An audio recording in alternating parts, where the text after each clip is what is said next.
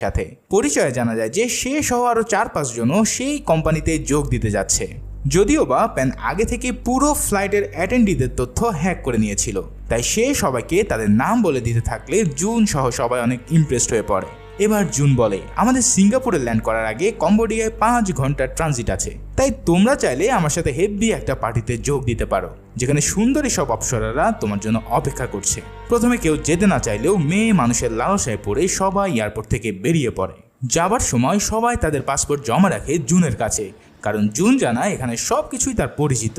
এরপর একটি বাসে করে সবাই চলে যায় সেই পার্টি লোকেশনে, কিন্তু সেখানে গিয়ে ঘটে এক বিশাল বিপত্তি। সেখানকার লোকাল কিছু গুন্ডারা বাইরের ছেলেপেলে দেখে তাদের উপরে হামলা করে বসে। প্রাণ বাঁচাতে জুন ও প্যান দৌড় দিলেও কিছু দূর গিয়েই তারা কট খেয়ে যায়। তবে সবাইকে অবাক করে দিয়ে দেখা যায় এই লোকগুলো ছিল আসলে জুন চায়ের নিজের লোক।